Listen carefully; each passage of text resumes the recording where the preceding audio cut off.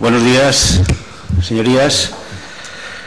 Antes de nada quiero dar la bienvenida a don Alejandro Cercas, eurodiputado del Partido Socialista. Muchas gracias por acudir a esta comisión. También quiero agradecer la presencia de doña Mercedes Morán, directora general para la PAC, que también nos acompañó el otro día y que, bueno, estamos encantados de que estén aquí y esperamos, bueno, pues que, al igual que ocurrió en la sesión anterior, la información de nuestros eurodiputados sea pues todo lo fructífera que debe ser para los miembros de esta comisión y para el Parlamento de Extremadura. En primer lugar, vamos a leer el orden del día, lo va a hacer el vicepresidente. Gracias, presidente. Buenos días. Punto número 1, lectura y aprobación, si procede, del acta de la sesión anterior.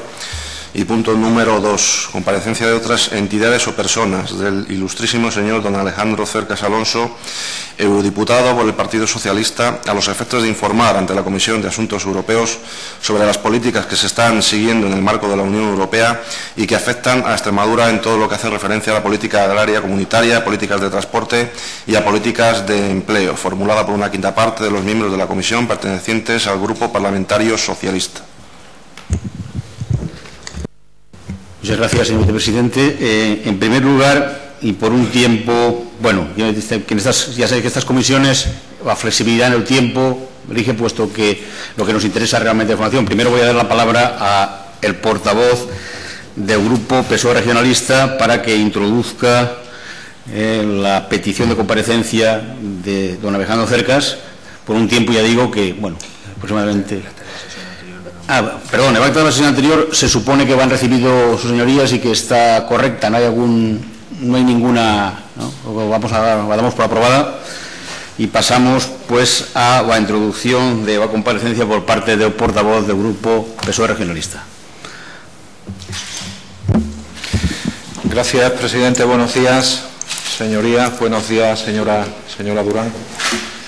Yo, en primer lugar, quiero agradecer la presencia de don Alejandro Cercas y la disposición que desde el primer momento, cuando contactamos con él, puso para comparecer en esta Comisión de Asuntos Europeos de la Asamblea de Extremadura para hablarnos de la situación europea en unos momentos que omito analizarlos, momentos en todo caso convulsos, tremendamente difíciles y tremendamente complicados. Don Alejandro hace un mes, aproximadamente el día 17 de mayo, si no recuerdo mal, compareció en esta misma comisión doña María Auxiliadora Correa y a través de ella pudimos conocer su opinión sobre la situación política en ese momento, y digo en ese momento, y las perspectivas que nos trasladó sobre algo tan importante y tan especial aquí en Extremadura como es la política agraria comunitaria.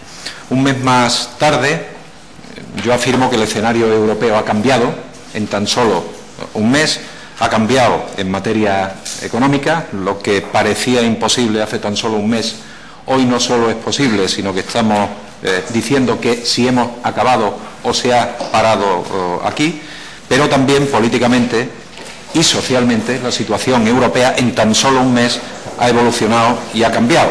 La situación en Grecia ha cambiado, la situación en Francia, me refiero a situaciones políticas, han cambiado y en general y por extensión en el conjunto de la Unión Europea. Hace un mes todavía seguíamos sacralizando el equilibrio fiscal como la única vía de salida. Hoy, un mes más tarde, pues yo creo que la tozuda realidad viene demostrando la insuficiencia de esa única vía de salida y la necesidad de compaginar política económica europea o más política económica europea con más iniciativas para estimular el desarrollo. Se viene repitiendo machaconamente que la salida está en más Europa, pero sin embargo, don Alejandro, desde aquí, o al menos algunos, y yo personalmente, veo que las fuerzas económicas atacan a la gran herramienta económica de Europa, que es el euro. Veo que las políticas conservadoras, me refiero a nivel europeo, a nivel internacional, apuestan por la renacionalización, por el sálvese quien pueda, en definitiva, y veo también con pesar que las políticas progresistas no están asumiendo con firmeza la defensa de la Europa política, de la Europa económica, de la Europa social, como un todo sin la cual no existe salida, no existe solución para la situación en la que estamos. Insisto en que tozudamente la realidad impone esa necesidad de más Europa, que es imprescindible para España, pero yo también afirmo que es imprescindible para Francia, para Alemania, para todos, porque nadie se salva sin ese más Europa. Afortunadamente, aunque todavía con tibieza, se vienen abriendo camino en las últimas semanas una serie de discursos pues sobre, por ejemplo, la unión bancaria. Creo que fue antes de ayer que el presidente Barroso nos hablaba de la unión bancaria como una prioridad natural. Para mí fue toda una sorpresa después de estar escuchando justo lo contrario tan solo semanas antes y desde luego en años anteriores. Se viene hablando en las últimas semanas de unión fiscal, aunque la señora Merkel siga oponiéndose a esa unión fiscal europea. Se sigue hablando de eurobonos como el mecanismo de mutualización de la deuda soberana. Bueno, pues de todas esas cosas se vienen hablando y fundamentalmente se vienen hablando en el último mes, y hoy estamos aquí pues para hablar sobre la situación política, sobre la situación económica y lo más importante, al menos para mí, sobre la situación social, sobre el empleo, sobre el reparto de la riqueza que se genera en Europa, sobre estado de bienestar, sobre pobreza. Y para ello, señorías, contamos hoy con una voz que yo afirmo informada, autorizada y protagonista a nivel europeo.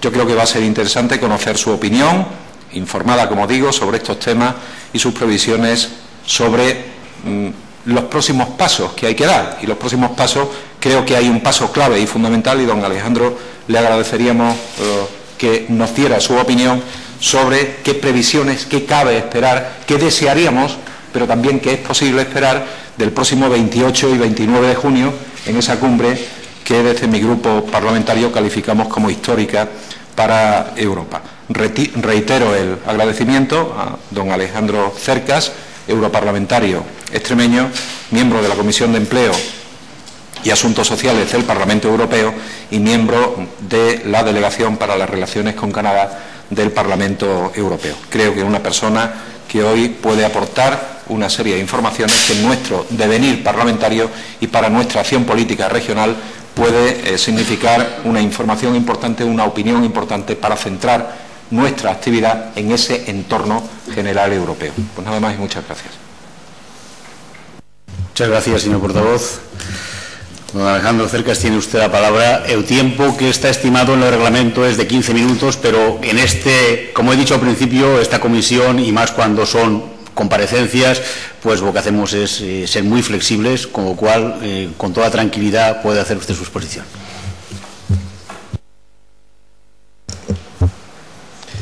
Muchas gracias, señor presidente. Buenos días, excelentísimos, ilustrísimos señores. Tengo que agradecer, más allá del protocolo, muy sinceramente, esta invitación. Me permiten ustedes cambiar las brumas, ayer la lluvia de Estrasburgo, por este sol radiante de Extremadura, la Extremadura de mi infancia, y espero que también de mi jubilación, ver a viejos amigos, viejos conocidos y sobre todo paisanos que están ustedes haciendo un trabajo impresionante para dotar a nuestra tierra de una oportunidad histórica como nunca había tenido, a partir de la propia asunción de responsabilidades en el devenir de nuestra región en manos de una Cámara Legislativa como es la Asamblea de Extremadura. Me siento muy honrado por su invitación y voy a procurar, ya me lo dijeron cuando empecé la política, me dijeron: si quieres que la gente te entienda, te oiga, habla alto; si quieres que la gente te entienda, habla claro; y si quieres que la gente te quiera, habla poco. Voy a tratar de que ustedes terminen esta comparecencia queriéndome un poquito, voy a tratar de ser corto, pero claro, me han pedido que hable de la situación económica, del empleo, de los fondos, de la PAC, de los transportes. Ahora mi amigo Miguel me pide que hable también de la situación política. Es difícil, señor presidente, en 15 minutos. Voy a procurar que sea en algún minuto más, pero no mucho más. Tengo que darles en esta primera información, voy a procurar ser muy respetuoso con todas las fuerzas políticas presentes. Luego en el debate, si quieren, puedo darle alguna opinión más personal, pero creo que estamos viviendo momentos históricos, está en la mente de todos, y lo primero que quiero es traerles las últimas informaciones, porque las informaciones son también desde los últimos días hasta las últimas horas. Pero quiero hablarles de Europa, porque si no tenemos Europa no tenemos PAC, no tendremos política de cohesión, no tenemos transportes, no tenemos nada. incluso caeremos otra vez en los peores capítulos de la historia del continente. Y es evidente que hoy Europa está en una encrucijada en la que todos sabemos que en los próximos días, probablemente días, más que semanas, la decisión será de continuar juntos o de separarnos. Y yo espero que esa decisión, como es lógico, sea la de continuar no solamente juntos, sino continuar más juntos, porque el problema es que el modelo que hemos tenido hasta el momento presente ha sido de una unión a medias, como luego veremos, que no ha dado ningún resultado y que está planteando unos problemas enormes y unos problemas sin solución con arreglo a las reglas que hoy rigen el continente. Los cambios son inevitables, la única cuestión que tenemos es la naturaleza de esos cambios. Pero cualquier reflexión sobre Europa yo siempre la empiezo diciendo que hay que hacer una valoración de la integración europea como una historia de éxito sin parangón en la historia de nuestro continente. La Europa de hoy, de 2012, es bien diferente a la que nació a mediados del siglo pasado.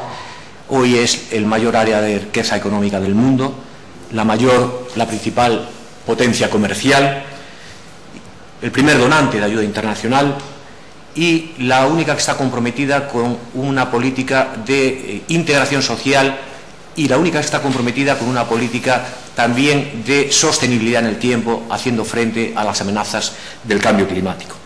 Por todo ello, si fuera poco, basta simplemente ser algún apasionado de la historia, aquí tenemos alguno, para comprender que los antiguos contendientes que asolaron nuestro continente con guerras que costaron cientos de millones de muertos, hoy colaboran, hoy se solidarizan, y este es un modelo histórico no conocido por la historia de la humanidad.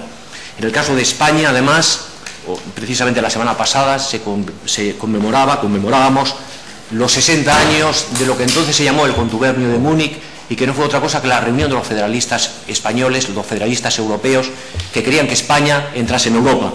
Y acabamos también de celebrar los 25 años de la integración en el continente, que se hizo con la unanimidad total de todas las fuerzas del arco parlamentario, porque comprendimos, yo tuve la suerte de ser diputado en el Parlamento de la Nación y el privilegio, porque comprendimos que España reencontraba en Europa su historia y reencontraría en Europa también la senda de su futuro, o terminaríamos perdidos en los capítulos de la irrelevancia en la historia. Y así nos ha ido. España entró en el 86 con un Producto Interior Bruto equivalente a 176.000 millones de dólares. Entonces, en 2010, esos 176.000 millones de dólares eran 1,3 billones de dólares. Es decir, hemos doblado y tenemos todos en la memoria el salto gigantesco que ha dado España en general, Extremadura en particular, por nuestra pertenencia a la Unión Europea. Estamos en un momento crítico y yo creo que conviene echar la vista para atrás para no cometer los errores del pasado.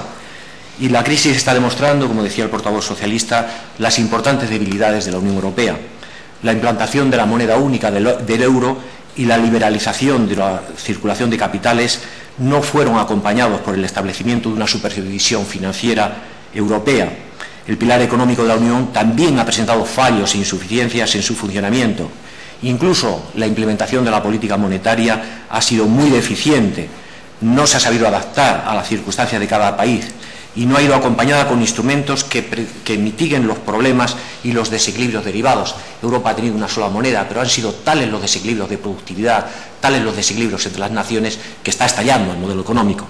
Y cuando ha llegado la crisis, no tenemos, estamos cada día improvisando instrumentos de asistencia financiera para los Estados miembros, produciendo una terapia que es una terapia absolutamente chapucera de ir acudiendo al rescate punto a punto, situación, coyuntura a coyuntura, sin abordar los problemas estructurales profundos que tenemos de las asimetrías entre la moneda, la economía, la política, las finanzas, en definitiva, la gobernanza europea. El capítulo más doloroso de esta situación, lo sabemos bien en España y en Extremadura, es el empleo. A ello voy a dedicar los próximos 5 minutos. Un empleo que se ha deteriorado terriblemente en toda Europa, pero también, como no, en España, en Extremadura, se ha deteriorado cualitativa y cuantitativamente. El artículo 3 del Tratado de Funcionamiento nos dice que el modelo europeo es un modelo que busca el pleno empleo y la cohesión social. Y estamos bajo la estrategia Europa 2020, en la que para mantener nuestro modelo de bienestar, nuestras pensiones, nuestro sistema sanitario, necesitaríamos una tasa de ocupación del 70% de la población activa. necesitaríamos desde el año 2010 al 2020 haber creado 20 millones de puestos de trabajo para poder soportar las cargas sociales. Y la verdad, señores diputados, es que en lo que llevamos desde el año 2008 de crisis ya hemos perdido 6 millones de puestos de trabajo y que el 90% de los puestos de trabajo que se han perdido están localizados en España, Grecia, Portugal e Irlanda, con lo cual las zonas que tenían más necesidad de incrementar su carga laboral son precisamente las que están ofreciendo estamos ofreciendo unas cifras más dramáticas para la sostenibilidad del sistema. Pero es toda Europa. El drama de la situación del empleo en Europa es que tenemos 24 millones de desempleados, tenemos 20 millones de trabajadores pobres y tenemos unas tasas de desempleo en la población joven que duplican el del conjunto de la población. Y no tenemos buenas noticias para el próximo futuro. La OIT acaba de publicar su informe anual del 2012, si ustedes lo leen, lo tienen en la red, verán que es la descripción fría y dramática de una situación sin parangón en la historia del continente hace 60 años. Y dice la OIT que desde 2010, y a pesar de las declaraciones a favor del empleo, la estrategia política ha cambiado las prioridades y se ha alejado de la creación y mejora del empleo para concentrarse en cambio en la reducción de los déficits fiscales, a toda costa. En los países europeos, esta reducción del déficit fiscal y, sobre todo, el ritmo en la reducción del déficit fiscal ha sido considerada fundamental para calmar a los mercados financieros.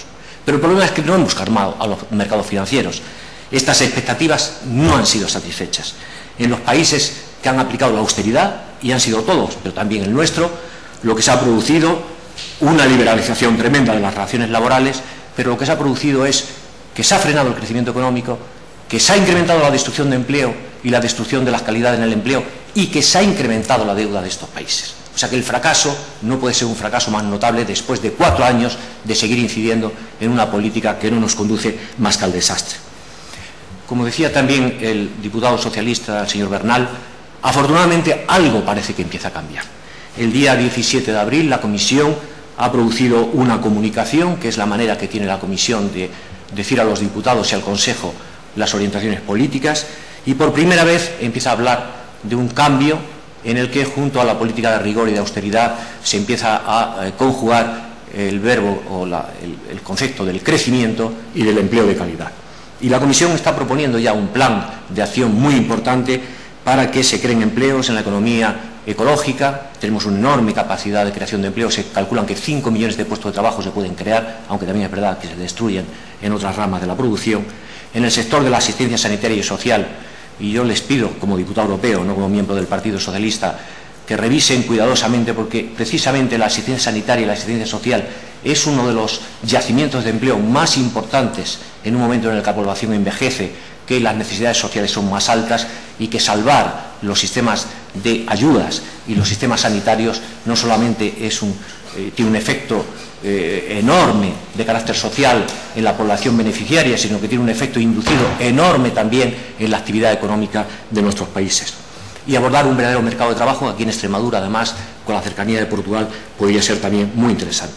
Pero lo importante es que necesitamos un modelo económico alternativo al que nos está conduciendo a la catástrofe. Y yo creo que hay una unanimidad en el Parlamento Europeo, transversal, salvo los más ortodoxos del ultraliberalismo, las grandes familias políticas, el PP, los socialistas, buena parte de los liberales.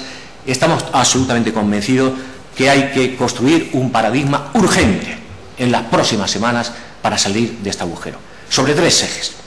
El primero, creo que estamos todos de acuerdo, que hay que superar la crisis de la deuda pública. No solamente porque no podemos pagar nuestra deuda a las tasas que la estamos pagando, y no solamente porque ello agota todas las capacidades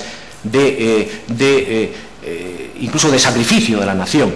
Es que lo que es más desconocido para la población, pero que es muy conocido para las empresas, y España afortunadamente tiene grandes empresas y grupos de empresas que están trabajando a escala multinacional, es que nuestras empresas también se están financiando con unos spreads sobre el bono alemán o sobre los concurrentes alemanes que son 3 y 4 veces superiores los tipos de interés que están pagando nuestras empresas, y llevan ya 4 años pagando 3 y 4 veces los tipos de interés. Aparte de que no hay liquidez, es que la poca liquidez que tienen nuestras empresas están gravándose, con lo cual aquí detrás de esto también hay una enorme guerra comercial que nos están excluyendo de los mercados. Empresas importantísimas españolas ya están siendo excluidas de los mercados por los sistemas de financiación que la marca España les acarrea. Por tanto, destruir esta enorme barbaridad que significa que dentro del mercado interior con un único mercado, las empresas alemanas se están financiando al 0%, al 0,5%, mientras las nuestras están financiando al 7%, al 8%, al 9%, es absolutamente insostenible. El segundo eje tiene que ser crear un empleo y empleo de calidad. No vale cualquier crecimiento. No podremos seguir adelante si ese crecimiento no va acompañado de una creación de empleo y una creación de empleo de calidad. Tenemos que sabernos proteger. El proteccionismo está excluido por nuestros compromisos internacionales, pero nadie nos impide que protejamos nuestra industria. Hemos perdido, en estos 4 años, hemos perdido el 10% de los puestos de trabajo en la industria europea. Después de la construcción es el sector que más ha caído. Ya solamente tenemos un puesto de trabajo cada 6 en el sector industrial en Europa. Europa no puede vivir sin su industria, tiene que proteger su industria. Tenemos que proteger el conjunto de los 226 millones de puestos de trabajo que tenemos, en todos los sectores, también en la agricultura. Tenemos que hacer una política de protección a ultranza de los sectores productivos europeos. Y tenemos que crear entre 15 y 20 millones de nuevos puestos de trabajo antes del año 2020. Y tenemos que resolver el problema enorme del desempleo juvenil. Lo del desempleo juvenil es algo, sobre todo en España, que tenemos tasas del 50% en algunos tramos de edad. Es algo que no podemos permitirnos. Se calcula que el tener, como tenemos en este momento en Europa, 5 millones de jóvenes que ni estudian ni trabajan, nos cuesta 100.000 millones de euros al año de pérdida de capacidad económica y de capacidad adquisitiva. Por tanto, tenemos que dedicar, y a ello estamos en este momento, ayer mismo en el Parlamento Europeo, yo presentaba, aunque tenemos problemas, los mecanismos para lo que hemos llamado la garantía Youth European Guarantee, la garantía europea para la juventud, que consiste en que tenemos que crear un derecho subjetivo de todos los jóvenes de no estar más de 4 meses tras la terminación de su periodo formativo sin que tengan una primera experiencia en las empresas, porque es la barrera de su incorporación al mercado laboral, o una formación adecuada a las demandas del mercado de trabajo. Eso nos costaría unos 10.000 millones de euros. Hemos gastado 10.000 millones, se han liberado 10.000 millones para salvar 5 cajas de ahorros españolas. Yo ayer decía en el Parlamento Europeo, en el Pleno del Parlamento Europeo, es que no puede Europa dedicar 10.000 millones de euros a salvar 5 millones de jóvenes europeos, sabiendo que además eso es la mayor inversión productiva que podríamos tener para las próximas décadas. Porque si no vamos a perder toda una generación, y en España y en Extremadura lo sabemos, probablemente en un deterioro de nuestra capacidad estructural hacia el futuro impresionante.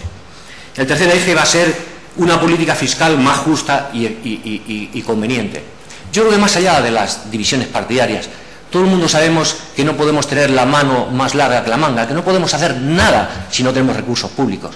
La Unión Europea apenas si dedica 1,05 del PIB europeo para ser una potencia mundial significativa. El presupuesto federal americano es 20 puntos del PIB.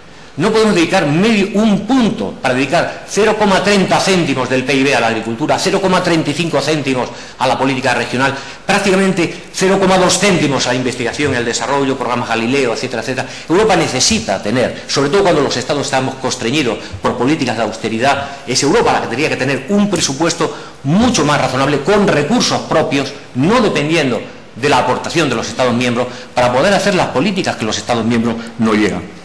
Tenemos que incrementar, por tanto, los estímulos fiscales a escala europea. Tenemos que crear nuevos instrumentos financieros europeos.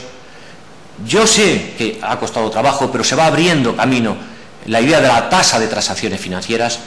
Nadie puede explicar cómo alguien que compra un coche puede pagar un impuesto de valor añadido y alguien que compra un producto financiero, derivados, CDS, productos tóxicos, no paga absolutamente nada. Esa economía financiera, simplemente con que la agraváramos el 0,5 de cada operación financiera, allegaríamos a la Unión Europea recursos suficientes para 200.000 millones de euros.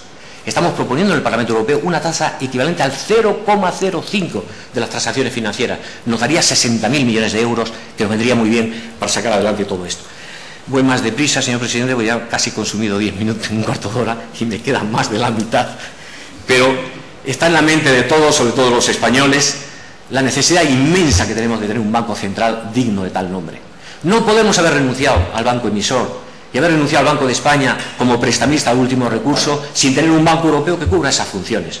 Porque los prestamistas de último recurso son los fondos de pensiones americanos, los hedge funds, la gente que nos pone la deuda, que nos pone los excepciones, como nos los está poniendo en este momento. Necesitamos un banco europeo que, más allá de la ortodoxia de los ultraliberales, tome las decisiones. Yo estoy leyendo en este momento un libro de Tony Judt, que les aconsejo vivamente, sobre la historia de Europa, y cuando en el año 45 Los americanos encuentran el continente destruido y ven la amenaza que viene del bloque soviético. Hay un señor que es el mariscal Marshall, que dio nombre al plan Marshall, y no se preocupó si había mucho riesgo de inflación, que decían los alemanes. Pusieron en marcha el plan Marshall para salvar Europa y salvar la civilización occidental y salvar la democracia. Y hoy, sin embargo, las decisiones las están tomando los banqueros. Y necesitamos un banco europeo que no sea quien tome las decisiones, sino que obedezca a las decisiones de las instituciones políticas. Y hoy hay que salvar Europa por encima de la ortodoxia económica. Y hoy hay que hacer del Banco Central Europeo el prestamista de último recurso, que será la única manera de no estar en manos de los prestamistas de primer recurso, que son todos, como es lógico, y tienen derecho, buscando la máxima rentabilidad. No podemos alcanzar este objetivo sin tener europeístas convencidos. Yo creo que en esta Cámara somos todos europeístas convencidos, pero no solamente retóricos, sino de verdad. Yo he leído con satisfacción, lo digo, la carta del presidente del Gobierno de España dirigió en el momento de la grave crisis de la semana pasada. Hay que pedir, todos juntos, esa unión fiscal, esa unión monetaria, ese Banco Central Europeo, ese Tesoro Europeo, porque será la única manera de que podremos salvar lo que ahora voy a decir a continuación, que es la PAC. Este año celebramos el 50 aniversario de la PAC. Voy a darle una pincelada solamente, luego en el coloquio, si quiere, podemos hablar más de los reglamentos. Es evidente que esta es la tercera fase, como aquella película, esta es la tercera fase de un largo camino, que es un largo camino que a mí no me satisface, pero que es un camino prácticamente que no tiene marcha atrás. Es un camino que empezó en la primera parte de 1992 al 2000, con las reformas McCarthy y de la Agenda 2000, donde se pasó de unos precios garantizados a tener unos pagos compensatorios a los agricultores. Del año 2003 al 2007 fue Fischler y el chequeo médico el que ya los pagos compensatorios se hicieron de forma desacoplada, empezaron el camino del desacoplamiento, en definitiva, abandonando la idea de que Europa produzca todo y que produzca sin límite. Y ahora estamos en una nueva reforma donde las grandes líneas, yo creo que Auxiliadora Correa ya les dijo algo el otro día, pero las grandes líneas es que se va a pagar según objetivos. No se va a pagar según producciones, sino según objetivos. Se va a pagar un pago básico por hectárea, inevitablemente. Se va a pagar el 30% del sobre nacional, ahora les diré algunos matices, por lo que llaman el greening, la ecologización, por la tarea que hacen los agricultores de mantener la capa vegetal y la lucha contra el CO2 y el cambio climático. Se van a pagar algunos elementos de incorporación de jóvenes agricultores, algunas políticas que interesa a la Unión Europea para mantener la población en el territorio. O sea, se va hacia un pago por objetivos. En este pago por objetivos, claro, es una reforma copernicana sobre lo que hemos conocido y produce una enorme inquietud en muchos sectores, razonablemente, porque están seriamente amenazados.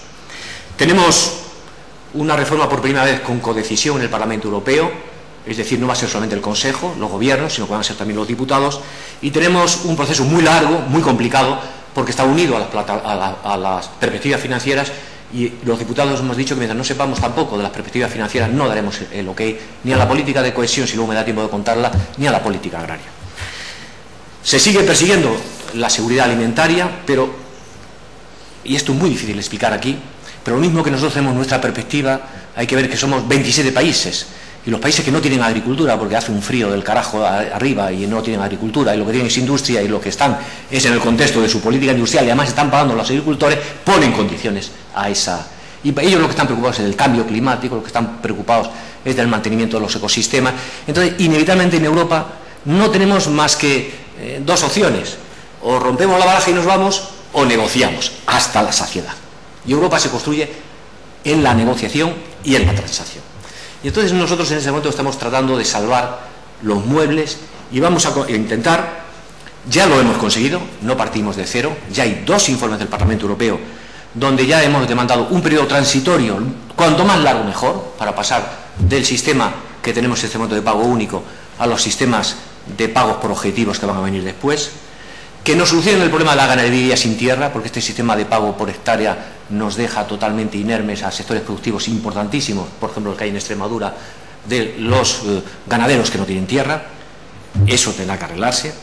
La prórroga del sistema de cuotas en azúcar, por ejemplo, la prolongación de las plantaciones del viñedo y algunas otras cuestiones que a continuación le voy a decir, y que afortunadamente hay 7 reglamentos. Y dos de los más importantes, el reglamento de pagos directos y el reglamento de desarrollo regional, están en manos de un colega mío, el señor Capulas, que fue ministro de Agricultura de Portugal, conoce muy bien nuestra región y ya en su informe, que ayer nos lo entregó en inglés, yo creo que ustedes lo podrán tener la semana que viene aquí, hay bastante aproximación a cosas que nos vendrían bastante bien a Extremadura. En el informe Capulas, sobre la propuesta de regímenes de ayuda, podemos decir la definición de agricultor. La definición de agricultor va en la línea de que las ayudas que se van a constreñir se dirijan no a pagar a los campos de golf, no a pagar sino que se dedique a la gente que se dedica a la agricultura. Y que se dedica a la agricultura en la agricultura de verdad, que no sean agricultores de sofás, sino que sean la gente que tenga una dedicación profesional a la agricultura. El señor Capulas lo va a subrayar y nosotros vamos a pedir, luego lo verán un poco como resumen, que eso lo definamos a escala nacional. Hay muchas cuestiones que quedarán mucho mejor servidas si se hace en Madrid, en una negociación difícil, que será difícil sin duda, pero desde describir las hectáreas que serán elegibles, hasta describir las personas que tendrán derecho a las ayudas, es algo que haremos mejor los españoles, discutiéndolo entre nosotros, que discutiéndolo frente a los suecos, frente a los alemanes y frente a los finlandeses, que aprovecharán cualquier oportunidad de discusión interna nuestra para acortar aún más su escasa voluntad de seguir poniendo recursos en la política agraria común. El pago por ecologización, vamos a conseguir, yo creo que vamos a conseguir que ese sistema de rotación de cultivos, que es tan negativo para zonas donde hay viñas, donde hay olivar, o incluso nuestras dehesas, que automáticamente queden incluidos en los pagos por ecologización, o sea, que reciban el 30% del sobre nacional aquellos que estén ya en producciones que aportan enormemente para la fijación del CO2 y para las fines de ecologización que pide el greening, pero que lo han hecho desde Bruselas y no se dan cuenta que hay dehesas extremeñas que son tan importantes como la rotación de cultivos. Yo creo que eso lo vamos a conseguir. Y el tema de la simplificación de la PAC para que todos los modelos que tienen de los pequeños agricultores sean mucho más realmente. Yo voy a dejar desarrollo rural para la segunda parte porque si no, no vamos a llegar. Política de cohesión. Dejaré muchas cosas también para el coloquio, voy a darles unas pinceladas solamente, hablarles de la importancia de la política de cohesión, porque ha sido fundamental para Extremadura, lo seguirá siendo. Cambian en este momento en los nuevos reglamentos, hay un reglamento horizontal y luego un reglamento por cada fondo, cambian la definición de los objetivos y los criterios de elegibilidad. Ahora habrá solamente 3 tipos de regiones, las regiones, la nuestra seguirá estando en lo que eran las antiguas de convergencia, con el 75% no cambiará la cofinanciación, con lo cual para nosotros seguirá siendo muy importante. La cofinanciación seguimos igual, nos tendremos que alinear con los objetivos de la Estrategia 2020, tenemos que invertir más en nuevas tecnologías, en información, en conocimiento, que en cemento, nos obligará la Unión Europea. Tendrá que haber una mayor coordinación entre todas las acciones, tendremos algunas posibilidades también, al ser región menos poblada, de beneficiarnos de algunos de los elementos de la nueva política de cohesión.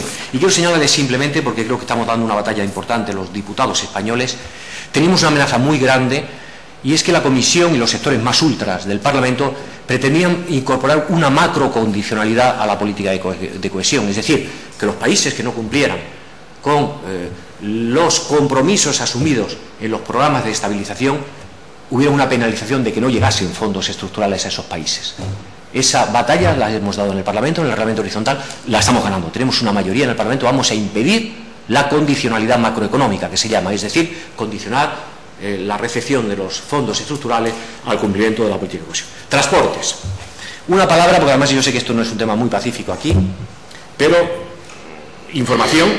Saben ustedes que se ha cambiado, hubo una comunicación de la Comisión en octubre del 2011 sobre la nueva red europea de transportes.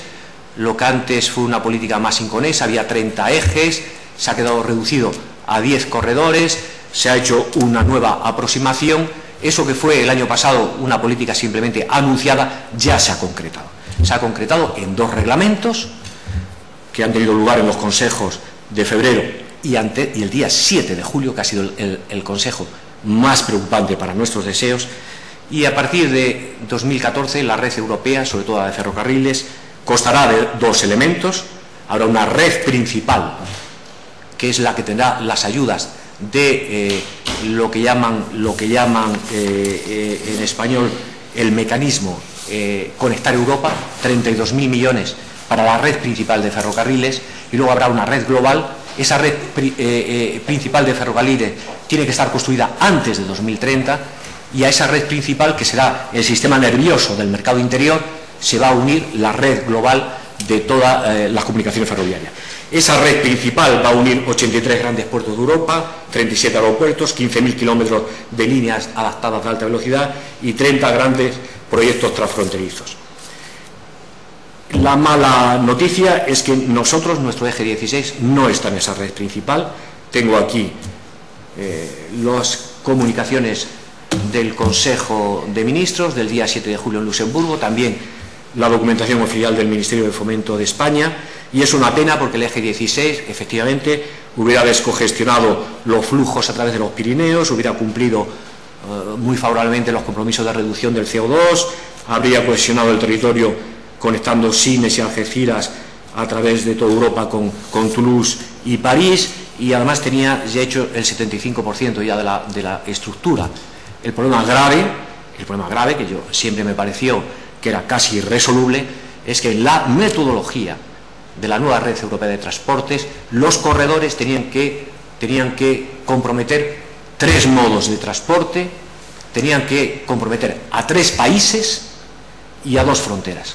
Y nosotros, con nuestro eje 16, teníamos los 3 modos de transportes, teníamos 2 fronteras, pero había un país que era Francia, que no estaba de acuerdo con hacer un túnel transfronterizo de 35 kilómetros, y luego, como nos han incorporado la obligación de que esté ya hecho antes del 2030, y como está hecho además bajo un parámetro de una operación financiera en la que la Unión Europea aporta solo el 20% y el resto tiene que ser aportado por los Estados miembros, es obvio que este programa, que alcanza una cuantía financiera de 250.000 millones de euros, es evidente que podría incluso haber estado escrito sobre en el papel, pero difícilmente ejecutable con las restricciones financieras que se anuncian en el presupuesto comunitario y en el presupuesto nacional.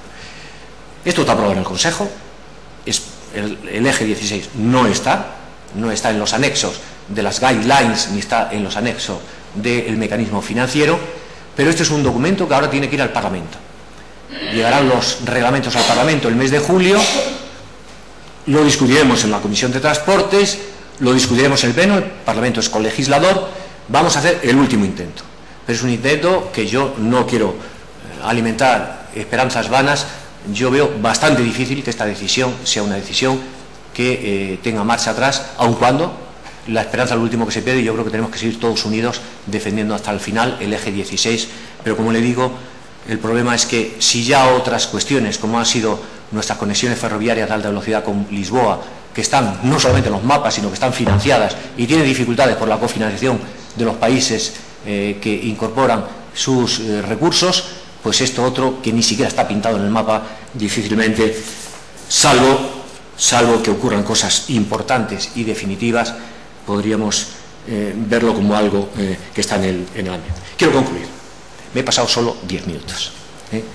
Quiero concluir como empecé. Hay un poeta alemán, Hölderlin, que decía que donde crece el peligro, crece también la salvación. Nosotros estamos en un extremo peligro.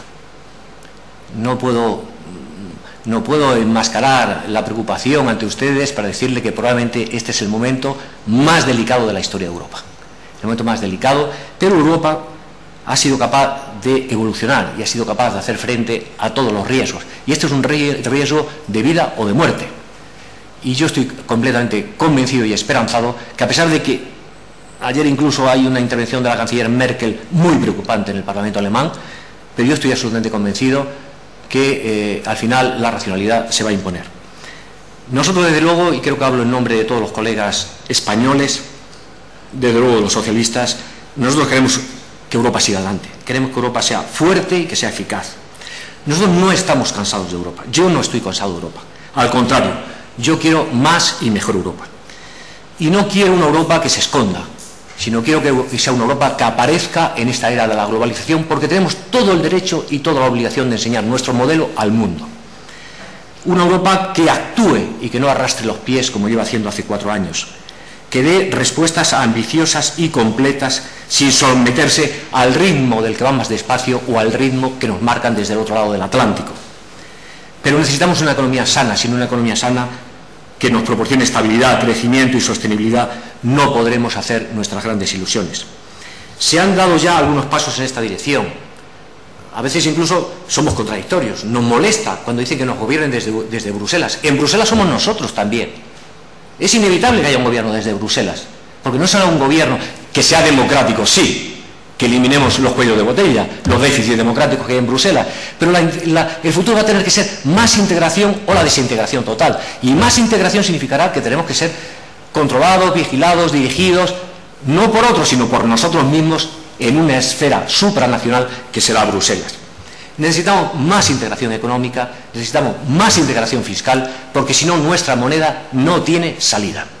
No puede haber una moneda única, como no puede haber un mercado único, sin unas reglas mínimas de cooperación, porque como decía Jacques Delors, y con esto quiero terminar, el modelo de Europa, algunos han creído que iba a funcionar solo con el mercado interior y con la moneda. Se ha demostrado que eso es imposible. Jacques Delors decía que Europa necesitaba la competencia entre las empresas, la competencia que estimula, la falta de competencia nos mata con la burocracia y nos mata con el conformismo, pero Europa necesita la cooperación de los más fuertes con los más débiles, entre los Estados, y Europa necesita la solidaridad entre sus ciudadanos. No puede ser, y esto es lo más preocupante de la situación, que se esté cavando una fosa entre la Europa del Norte y la Europa del Sur. No puede ser que cuando viajamos ahora por Alemania, por Dinamarca, por Suecia, por Finlandia, nos miren a los españoles, a los portugueses, a los griegos, como si viviéramos en un lazareto, como si estuviésemos leprosos, fuéramos los enfermos de Europa. No puede ser que desde España, desde Portugal, desde Grecia, se mire a los alemanes como enemigos.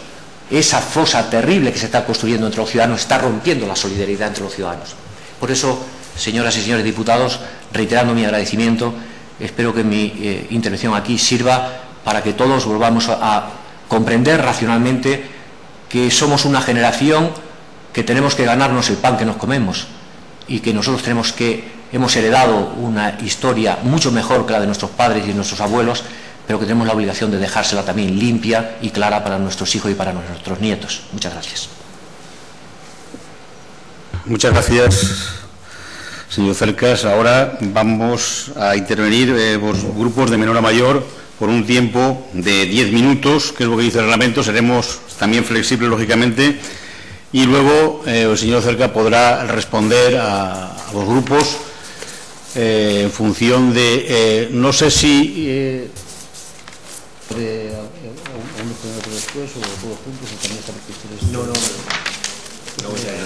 bueno, pues directamente, muy bien. Pues entonces interviene primero el Partido Socialista, el Grupo Socialista Regionalista, por un tiempo de 10 minutos, y luego el Partido Popular. Gracias, presidente. Yo agradezco y felicito al señor Cercas por la claridad, pedagogía y creo que valentía a la hora de exponer posiciones que entiendo, muchas de ellas, o la inmensa mayoría de ellas, así lo ha dicho al principio de su intervención, responden a posicionamientos y criterios que su grupo parlamentario, la corriente ideológica donde está integrado en el grupo parlamentario europeo, del Parlamento Europeo está, y también nos anunciaba que en esta segunda parte podría expresar más opinión personal que posición, digamos, institucional, ¿no? Y en ese sentido, pues yo más que hacer alguna valoración o alguna consideración, voy a hacer algunas preguntas concretas que sí que me gustaría que pudiera contestar. Y voy a seguir insistiendo en hablar de política, más que en hablar de reglamentos, porque, señor Cercas, primero tendrá que disculpar mi desconocimiento de los contenidos o de la letra pequeña de los reglamentos, pero que, en segundo lugar, yo creo que en estos momentos en Europa, en España, en Extremadura, tenemos que hablar de política casi que con mayúsculas para definir en qué situación estamos en los grandes trazos, porque probablemente hablemos mucho de reglamento o de letra pequeña y al final nos demos cuenta que no podremos escribir subtitulares y mucho menos desarrollo en letra pequeña si se nos han caído los grandes titulares. Voy a empezar por la última afirmación que hacía usted. Decía, estamos en el momento más delicado de Europa. Entiendo que se refiere a ese momento de la Europa que nace en el 57, la Europa comunitaria, porque también le he leído alguna vez y le he oído alguna vez que, siendo esta una crisis de verdad, creo que ha utilizado esa expresión en algún momento, también le he leído y le he oído hablar sobre que existen antecedentes de otras crisis de verdad. La del 29 fue desde luego una de ellas, con respuestas totalmente diferentes, la respuesta norteamericana, la respuesta europea y las consecuencias que trajo una y otra. No sé qué paralelismo podría haber usted entre esta crisis de verdad en la que estamos hoy y la otra crisis de verdad del 29, y si de alguna manera se puede estar repitiendo otra vez la vía de salida de esa crisis. La segunda cuestión tiene que ver con algo que también ha trasladado en su intervención. Se habla de la triple E, de la Estrategia Europea por el Empleo. Yo tengo mis dudas sobre esa Estrategia Europea por el Empleo. La he tenido en el pasado, pero desde luego la tengo mucho más de cara al futuro. A mí me gustaría, y nos gustaría a mi grupo parlamentario, conocer su opinión sobre las prioridades del empleo en la próxima programación de los fondos estructurales. ¿De verdad los fondos estructurales, los grandes fondos, van a incluir la apuesta por la estrategia del empleo? En alguna pincelada que nos ha podido trasladar se ven algunas iniciativas concretas, pero en general yo creo la línea estratégica del empleo va a estar de verdad incluida en la próxima programación de fondos comunitarios. ¿Qué perspectivas hay en esas programaciones?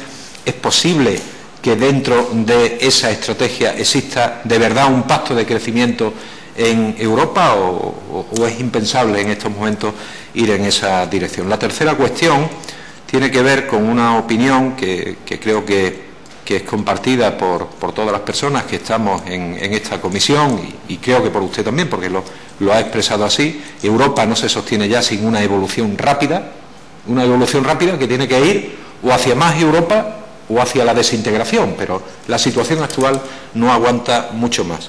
Y aquí la cuestión es un par de preguntas: ¿hacia dónde y sobre todo qué va a provocar esa evolución? ¿Va a imperar más el sentido común? Y le pregunto por una opinión personal suya. Evidentemente sé que no me puede contestar pues como Parlamento Europeo, pero su intuición, su percepción sobre la base de la información que tiene, ¿qué va a provocar ese cambio y hacia dónde se va a orientar ese cambio? ¿Lo va a provocar el sentido común expresado en la voluntad popular de la ciudadanía europea?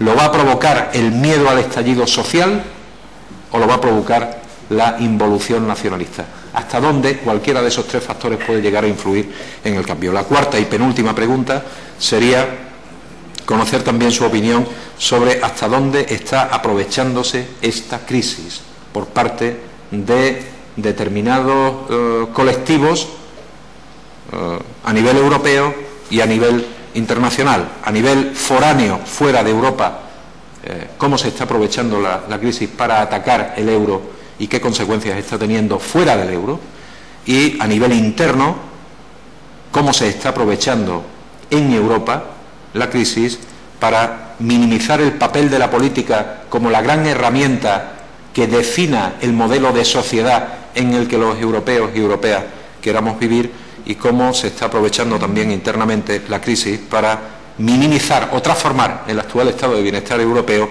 en un estado asistencial, desde luego muy alejado de ese estado de bienestar, fruto del gran pacto del 45, del gran pacto por mantener una Europa cohesionada y desde luego bastante diferenciada y distanciada de las dos grandes corrientes de opinión política en aquel momento, el comunismo o el rabioso y furioso capitalismo. Y la última pregunta tiene que ver con la fiscalidad. Yo afirmo que en estos momentos existe una competición europea, y ha existido en el pasado más inmediato, por reducir el peso de la fiscalidad en Europa. Afirmo también que hay una desarmonización fiscal en Europa, tanto si lo miramos bajo el punto de vista de los niveles de presión fiscal, en cada país diferente, como diferente también es el tratamiento que se da en cada país, pues por ejemplo al equilibrio entre la imposición directa y la imposición indirecta, en definitiva una desarmonización. También mi opinión es que tenemos que ir en dirección contraria, que Europa necesita en estos momentos más fiscalidad, una fiscalidad desde luego bastante más justa, una fiscalidad más armonizada y una fiscalidad más innovadora, en línea con lo que también nos planteaba sobre lo que puede ser pues la tasa de transacciones financieras o la tasa o determinadas tasas ecológicas, que creo que también por ahí habría que empezar a reflexionar. Me gustaría conocer su opinión sobre hacia dónde vamos. ¿Vamos en una senda de continuismo, de menos fiscalidad y más desarmonización, o por el contrario estamos condenados y podemos avanzar en esa otra dirección? Como le decía al principio de esta segunda intervención, son preguntas muy concretas y preguntas basadas no tanto en su papel hoy aquí de diputado, de parlamentario europeo, sino de conocedor, de persona informada, de persona que lleva muchos años viviendo y trabajando la política europea y que nos pueda aportar en esta comisión pues una serie de informaciones que, le insisto, señor Cercas, probablemente desde Bruselas vean ustedes que su política es poco entendida por parte de la ciudadanía nacional, pero creo que también cometen ustedes también un pequeño error, y es considerar desde Bruselas que lo que hacen ustedes allí no puede tener un impacto directo sobre decisiones de carácter político, menor probablemente, pero también en gobiernos regionales o en parlamentos regionales. No estoy hablando de decisiones que se toman en Bruselas y que hay que aplicar aquí, no, de posiciones, debates europeos que se mantienen en Bruselas, pero que aportan una información y una luz muy interesante para que después en parlamentos regionales como la Asamblea de Extremadura podamos también tomar las decisiones correctas y las decisiones acertadas. Les reitero mi felicitación y mi agradecimiento a su intervención y a su comparecencia, y desde luego si Europa sigue viva en los próximos meses, creo que ha sido muy fructífera para nosotros, y desde luego desde mi grupo parlamentario, tanto su presencia como la presencia de la otra señora parlamentaria eurodiputada que ya estuvo aquí en el mes de mayo, la señora Correa, será también requerida pues para ver esta evolución tan intensa que estamos teniendo en los últimos tiempos y que vamos a seguir teniendo. Pues nada más y muchas gracias. Ahora tiene la palabra señora portavoz del Grupo Popular, Extremadura Unida, por un tiempo también de 10 minutos con la flexibilidad correspondiente. Gracias, presidente. Buenos días, señoras y señores diputados. En primer lugar, agradecer en nombre de mi grupo, como no puede ser de otra manera, la presencia del señor Cercas y agradecerle también la información que nos ha transmitido en cuanto a temas que son de especial interés para esta comisión, al serlo, por supuesto, para todos los extremeños. Es verdad que Europa atraviesa en estos momentos una situación muy complicada, de la que ojalá salgamos más pronto que tarde. Yo no tengo ninguna duda de que ahora sí nos vamos a unir, señor Cercas. Yo confío en que nos vamos a unir porque de los errores se aprende. Como usted ha dicho, hemos estado unidos a medias. Y por el bien de todos confío que va a ser así. Estamos de acuerdo en el diagnóstico que usted ha hecho de las enfermedades que padece la Unión Europea. A ver si ahora nos ponemos de acuerdo de verdad en los tratamientos paliativos de las mismas. Porque, por ejemplo, en lo que usted hacía referencia en relación a una nueva tasa de impuestos que grave las transacciones financieras, ya ha sido propuesta por nuestro presidente Monago. Y ahora me voy a ceñir más que nada a lo que se supone que usted venía a tratar aquí, que es política agraria comunitaria, política de transporte y políticas de empleo. Porque es verdad, si es necesario, pues reclamamos su presencia otra vez aquí para hablar de otros temas y de la señora Correa, como ya vino.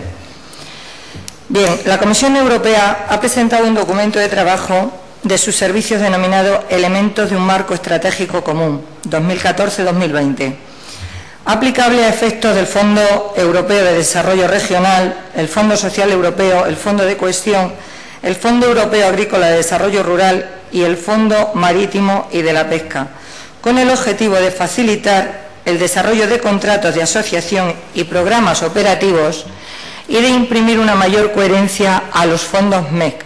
Los compromisos políticos contraídos en el contexto de la Estrategia Europa 2020 y las inversiones sobre el terreno. El Tratado de Funcionamiento de la Unión Europea asigna unos objetivos claros a los fondos del MEC. En este ámbito de actuación, los fondos del MEC desempeñan un papel fundamental a la hora de apoyar medidas para la aplicación de la Estrategia Europa 2020 en los Estados miembros, en las regiones y en los municipios. Para Extremadura, esto supondrá también creación de empleo, como ahora se verá con lo que digo a continuación. La concentración temática y la unidad de acción que subyacen en el MEC, así como la mayor coordinación entre fondos que debería traer aparejada, permitirán focalizar todos los medios disponibles hacia la consecución de un crecimiento inteligente, sostenible e integrador. Para ello es necesario el concurso de las instituciones comunitarias para conseguir un presupuesto decidido que apueste por la política de cohesión como herramienta útil para conseguir tales objetivos. A pesar de los innegables avances que usted también ha hablado alcanzado gracias a la aportación de los fondos estructurales y de cohesión en los últimos 25 años, Extremadura sigue adoleciendo de una falta de infraestructuras sociales que hace necesario un esfuerzo adicional en este sentido. En virtud de la orientación que marca la Estrategia 2020, Extremadura trabajará asimismo en una estrategia de especialización inteligente que apueste por la I+D+I como motor de crecimiento y generación de empleo. Pero es lamentable que se pospongan proyectos de infraestructuras cruciales para el desarrollo regional, como proyectos ferroviarios para el traslado de tráfico pesado a la vía férrea. Señor Cercas, en esto coincidimos también. Es lamentable que el anterior Gobierno de España nos engañase a todos los extremeños y no presentase como prioritario el eje 16, a pesar de que el señor Blanco, ministro de Fomento entonces, se lo prometió al señor Monago. Y dígame, ¿por qué no está pintado en el mapa el eje 16? Es precisamente porque el Gobierno de España no lo presentó como una prioridad. Pero ahora podemos abogar por un esfuerzo común para conseguir la materialización en 2014 de una línea de mercancías y pasajeros con velocidades y tiempos adecuados entre Madrid y Lisboa a través de Badajoz. Porque hace poco se ha celebrado un congreso en Badajoz sobre el eje 16 y creo que desde el Grupo Socialista no se ha presentado el más mínimo apoyo hacia ese congreso. Y ahora permítame centrarme en la política agraria comunitaria, también muy importante para el futuro de Extremadura.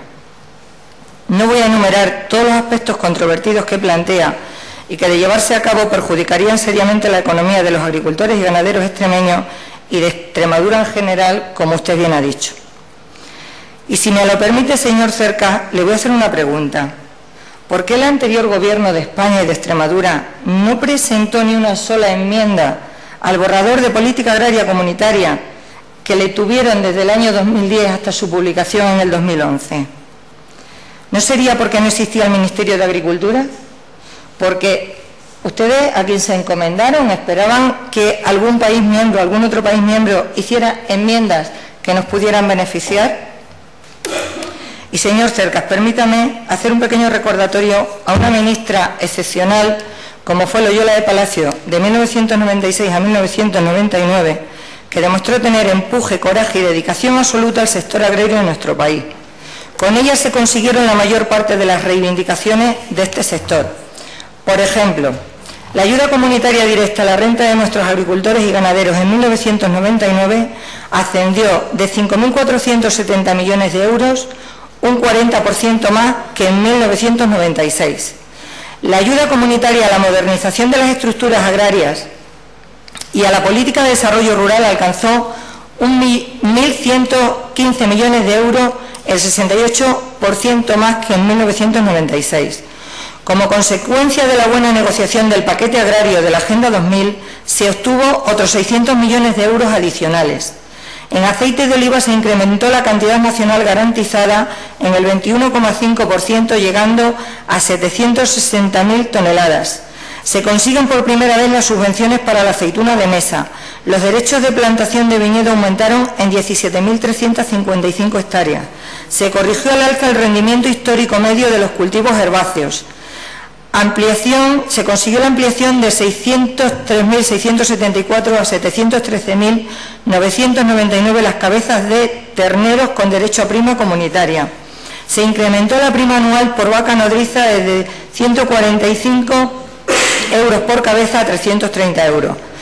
Se estableció la nueva prima al sacrificio de bovinos, machos, vacas y novillas. Pero más allá de la frialdad de los datos, lo que Loyola de Palacio significó para el sector agrario español, lo definen algunos hechos que, de no recordarlo, parecerían meras anécdotas, como su intervención para conseguir que ni un solo camión español cargado con frutas y hortalizas volviera a ser atacado en las carreteras francesas. Y además, fíjese, señor Cercas, de la preocupación de la señora ministra por Extremadura, que hasta fue a visitar, tras la batalla por el aceite de oliva, un pueblo extremeño, Villarrubio de la Serena, alcalde socialista, que se volcó, por supuesto, con ella, pero hizo más, dio una fiesta en la escuela para que los niños pudieran salir a conocerla y saludarla. Y ahora también tenemos un ministro de Agricultura que ya demostró en su anterior etapa al frente de este ministerio de 2000 a 2004 su capacidad negociadora y su valentía ante los problemas que tuvo que afrontar. Tengo que decirle, señor Cercas, también que el Gobierno de Extremadura ha realizado ya algunas actuaciones y va a llevar a cabo otras en defensa de los intereses de los agricultores y ganaderos extremeños. Se está elaborando un documento de acuerdo de aspectos básicos de la propuesta de todos los agentes implicados, en el que se va a incluir tanto el desarrollo rural como pagos directos y OCM única. Ha presentado enmiendas al dictamen sobre la reforma de la PAC del Comité de las Regiones que ha defendido el presidente José Antonio Monago. En ellas, Extremadura ha propuesto modificar aspectos de las propuestas de reglamento de pagos directos, OCM única y desarrollo rural, en concreto aquellos que causan un grave perjuicio a nuestra región, como pueden ser, como usted bien ha dicho antes, la eliminación de la convergencia del valor unitario de los derechos de pago base, conocida como tasa plana, la definición de agricultor activo, la definición de pastos permanentes, las prácticas beneficiosas con el clima y el medio ambiente, conocidas como greening, limitación de las superficies admisibles, la relación de producciones susceptibles de percibir pago acoplado, las condiciones de red de seguridad y de gestión de mercados establecidas en la propuesta de OCM única, el tratamiento que realiza la propuesta de desarrollo rural respecto a los regadíos, el uso de los fondos procedentes de la aplicación de la reducción progresiva capping. De las enmiendas presentadas, muchas de ellas fueron aprobadas por el Pleno del Comité de Regiones y fueron incluidas en el dictamen. Además, se apoyaron enmiendas presentadas por otras comunidades autónomas que favorecían los intereses de Extremadura. Se va a presentar ante la Comisión de Agricultura y Desarrollo Rural del Parlamento Europeo enmiendas a las propuestas de reglamento, que el plazo finaliza en julio. Y para terminar, señor Cercas, como ve, este Gobierno está trabajando para velar por los intereses de los extremeños, pues es mucho lo que nos estamos jugando. Así pues, le pido en nombre de mi grupo parlamentario que arrimen el hombro, que aunemos esfuerzos para que Extremadura sea la región que todos queremos que sea. Sería conveniente, por ello, que todos los europarlamentarios de Extremadura remaran en la misma dirección y hagan frente común en las instituciones europeas, poniendo de manifiesto las particularidades de Extremadura como región transfronteriza con Portugal, la gran dispersión de su población con predominio de zonas rurales o las dificultades de acceso y deficientes e insuficientes infraestructuras. Le reitero las gracias por atender a la petición de este Parlamento y acudir a esta comisión a informarnos. Muchas gracias. Muchas gracias, señora portavoz. Señor Cercas, tiene usted ahora un tiempo de 10 minutos con la flexibilidad que podamos, pero teniendo en cuenta que a las 11:30 hay en este mismo salón otra comisión, con lo cual el tiempo ya no lo ponemos desde la mesa, se pone ya desde la propia institución. No se preocupe, señor presidente, que yo soy muy obediente y muy respetuoso, y sobre todo porque, como usted dice, parece que además el calendario juega a favor de los que están esperando en la puerta. Bueno, muchas gracias por la acogida que ha tenido mi presentación en los dos portavoces de los dos grupos mayoritarios. Voy a contestar en el orden que ellos han intervenido.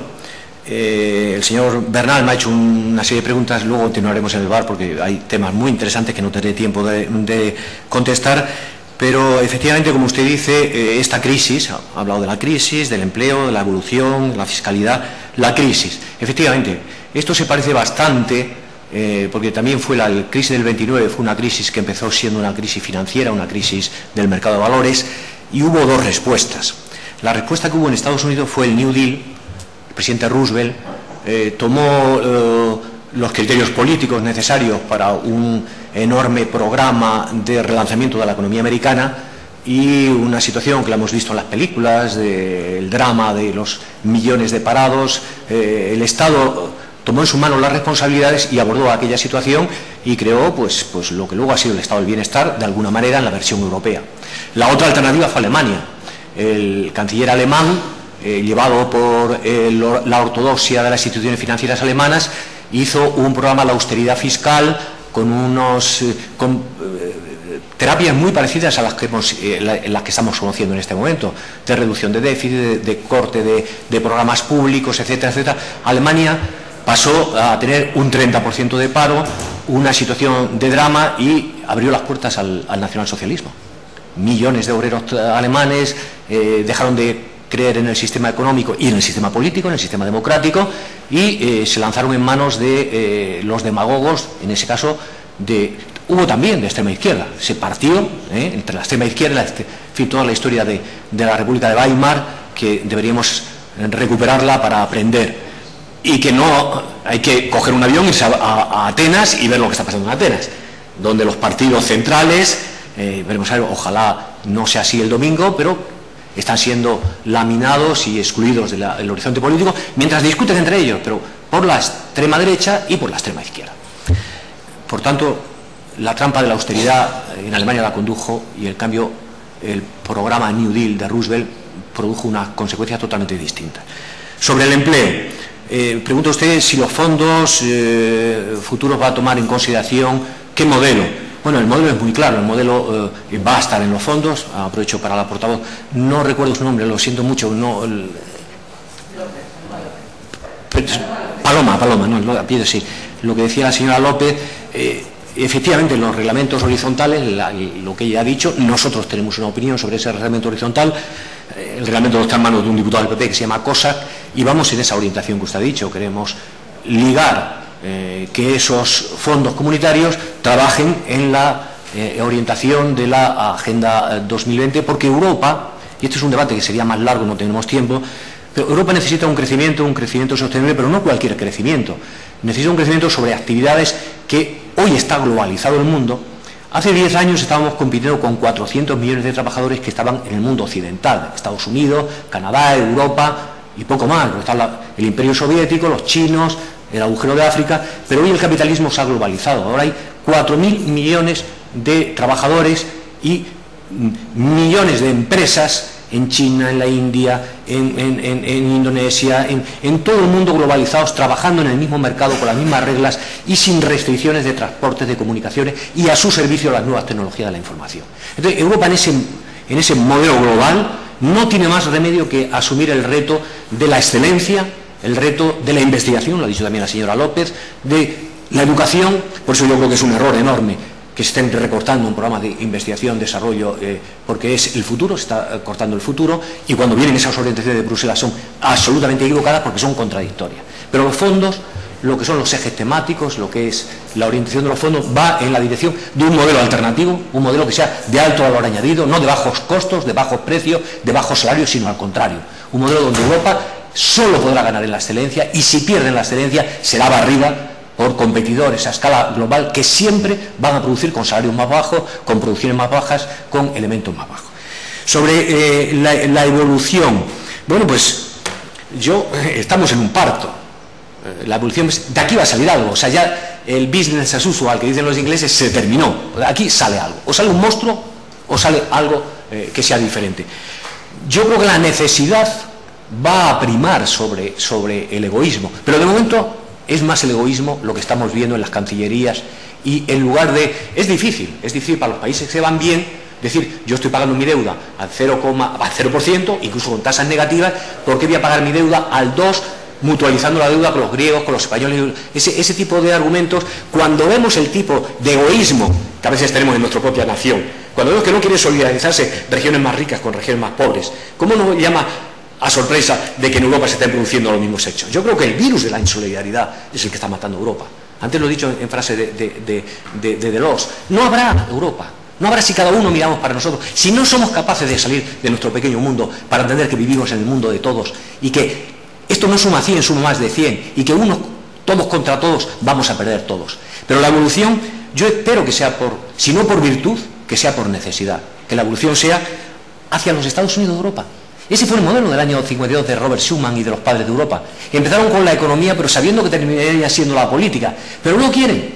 Hay una resistencia enorme. Los británicos, en fin, el nacionalismo, que es la peor de las enfermedades que puede tener el género humano, que ha traído guerras, que, como decía Mitterrand, era la peste. Bueno, pues se está volviendo el nacionalismo a Europa.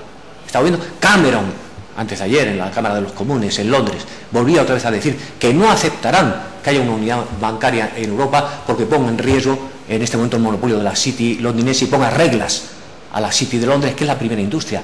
Ellos es su primera industria, para nosotros es nuestro primer enemigo. Entonces, conciliar esos elementos es una conciliación difícil, pero yo espero que, como estamos en el mismo barco y nos vamos a hundir todos, ellos, por su egoísmo, no quieran hundirse. Fuera de Europa, ¿qué está pasando? Bueno, pues, no sé si ustedes han visto la película Inside Jobs, pero mírenlo, vean lo que está pasando en Wall Street. Vean qué hacen los fondos, los bancos de inversión. Ayer mismo, otra vez, Salomon Brothers, no sé cuál de estos bancos de inversión, 2 billones de euros han perdido en un solo movimiento especulativo. Siguen haciendo exactamente igual. Siguen con los productos tóxicos, porque ganan infinito. Siguen conspirando contra la deuda soberana de los países, hundiendo a países. Siguen, porque en la película cuentan muy bien. Lo cuenta el presidente de la Reserva Federal. ¿Cómo van a él los banqueros de Wall Street diciendo, pónganos reglas porque somos insaciables?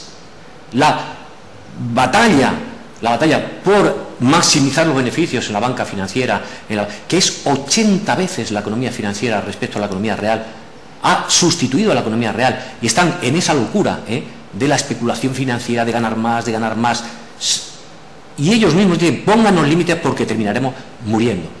Una vez el capitalismo industrial tuvo necesidad de ponerse límites, también en la cooperación y también lo que pasa en Europa después de la Segunda Guerra Mundial es un ejemplo. Antes le hablaba de Tony Judt sobre la historia de Europa, pero es un ejemplo de cómo el capitalismo se somete a reglas y se produce el estado del bienestar como una manera de conseguir la paz y terminar la lucha de clases, terminar la amenaza del comunismo, la amenaza de la revolución, y da una serie, hay un acuerdo histórico que es la base de lo que ha sido la Europa después de la Segunda Guerra Mundial. Ahora hay otro modelo económico nuevo, que es la economía del capitalismo financiero, que está sin reglas, está enloquecida. Y ellos piden que les salvemos.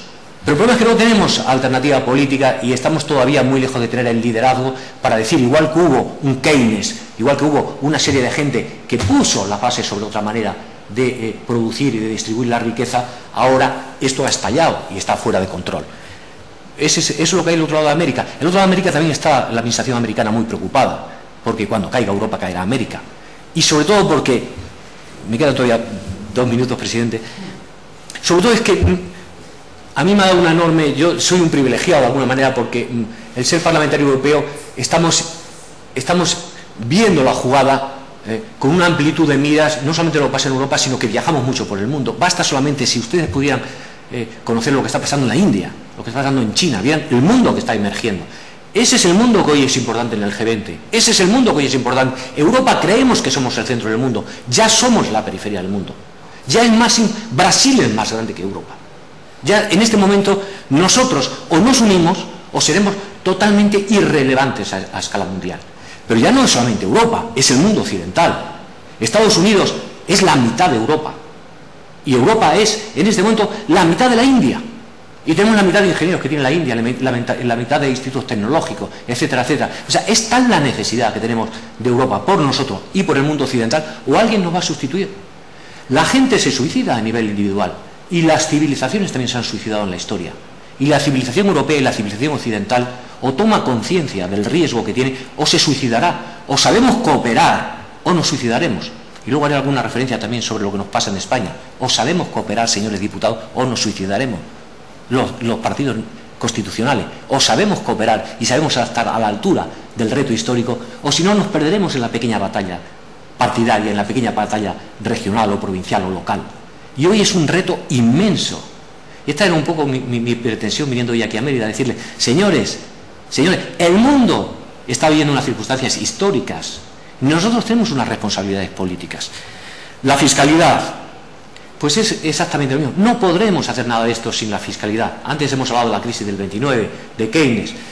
Si queremos un sector público que sepa no de sustituir al mercado, sino corregir los errores del mercado, porque el mercado es ciego y es errático, necesitamos una fiscalidad. No podremos gobernar solamente con palabras. Ahora mismo les comentaba el European Youth Guarantee. ¿Cómo vamos a solucionar el problema de los jóvenes europeos si dedicamos 4 millones de euros a esa iniciativa? Y les decía, yo ayer pedí 10.000 millones de euros en el Parlamento Europeo. ¿Qué menos? Para salvar a 5 millones de... Y para eso necesitamos impuestos. Y me da lo mismo que lo haya dicho el señor Monago. Créame, señora, que antes del señor Monago mucha más gente ha hablado de esto, ¿eh? Hay bibliotecas enteras escritas sobre la tasa de transacciones financieras. Probablemente el señor Monago ha leído sobre eso después. Pero llevan muchos años las universidades y mucha gente hablando de la necesidad de que un mercado como el mercado financiero esté sometido a fiscalidad como están sometidos el resto de los mercados. Y para dar transparencia, no solamente para tener recursos fiscales, sino para saber qué está pasando ahí, porque no sabemos lo que pasa ahí. Yo he estado en Copenhague, he visto un edificio sin ventanas, y me han dicho, dentro está lleno de ordenadores. Y Copenhague hoy es la plaza donde se hacen las transacciones sobre las divisas. Pero no las hacen las personas, las hacen los ordenadores, en microsegundos, con modelos matemáticos que compran y venden divisas en décimas de segundo, y donde pueden conseguir simplemente con un programa de ordenador mandar al traste en una tarde estuvieron a punto de liquidar la lira italiana. Es cuando había la lira italiana. Hoy ya sería un juego de niños hacer eso. Entonces necesitamos saber qué está pasando en esos edificios sin ventanas. Necesitamos saber, y la tasa de transacciones financieras es también para saber cómo funciona el mundo financiero. Por último, ¿que hemos cometido muchos errores? Muchísimos. Pero ya paso con la señora, con doña Paloma. Lo importante no es ver los errores que hemos visto para atrás, porque de eso ya no vamos a vivir. Lo importante es no cometer errores ahora, porque nos estamos jugando la supervivencia. Y créame, yo respeto todas sus opiniones, aunque no comparto muchas de las cosas que ha dicho. Pero yo creo, créanme, que el juego este partidista que tenemos en España no es el que tenemos allí. Y usted tenga la certeza absoluta de que yo, como eurodiputado socialista, estoy trabajando con mis colegas del Partido Popular. Lo que espero es que ellos también trabajen conmigo y que sean capaces de superar la idea de que si que si el otro, que si el ministro anterior. Yo solamente, a título informativo, le voy a dar luego los papeles, pero no miren ustedes hacia atrás, porque además no tienen razón. Cuando se ha definido el eje 16, la comunicación en el proceso legislativo europeo, la iniciativa legislativa es de la Comisión, simplemente pone un papel encima de la mesa. No sé lo que hizo el gobierno español, me da lo mismo, probablemente tenga usted razón, a lo mejor hasta ni lo hizo bien. Pero entonces no eran momentos decisivos. Los momentos decisivos es cuando se legisla. Y cuando se ha legislado es en la época suya.